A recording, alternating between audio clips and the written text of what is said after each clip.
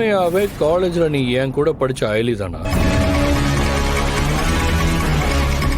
நீ உண்மையாவே ரித்திகாவோட அக்கா தானா?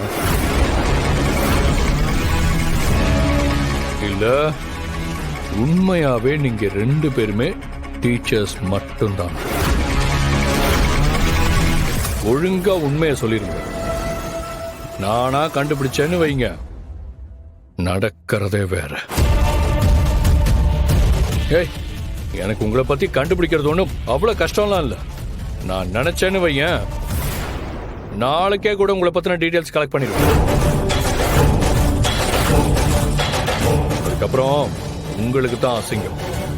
பார், சரியோ தப்போ நல்லதோ கெட்டதோ நீங்க யாருன்னு மரியாதையா சொல்லிருங்க.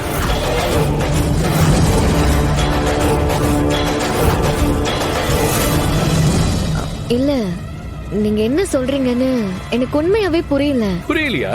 ஏய், செக் நடிக்காத. பார், நான் ஒன்னும் அவ்வளவு முட்டாள் இல்ல, சரியா? ஒழுங்கா உண்மையை சொல்லிடு. கபிலா, சொல்லு. என்னாச்சு கபிலா?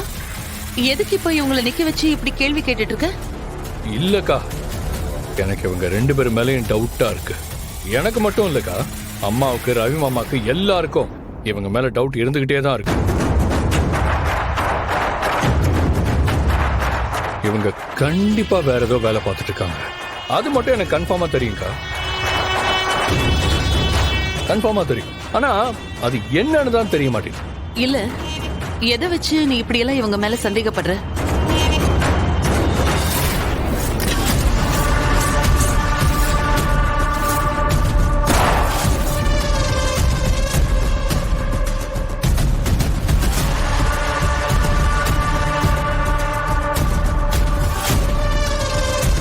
டேய், சொல்லு கபிலா, எதை வச்சு இவங்க மேல இப்படி ஒரு சந்தேகம் உனக்கு வந்துச்சு?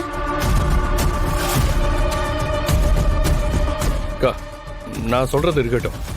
இப்ப கொஞ்ச நேரத்துக்கு முன்னாடி நீங்களே பாத்தீங்களேக்கா, இதோ இவ எவ்வளவு அசால்ட்டா, அதுவும் போலீஸ்டே கன் எடுத்து ஹேண்டில் பண்றா.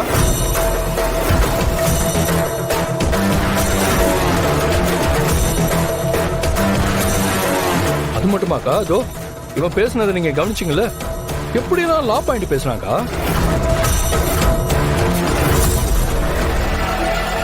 அங்க இருந்தவங்களே இதோ இவ பேசுனது கேட்டு ஆச்சரியப்பட்டு நின்னாங்க.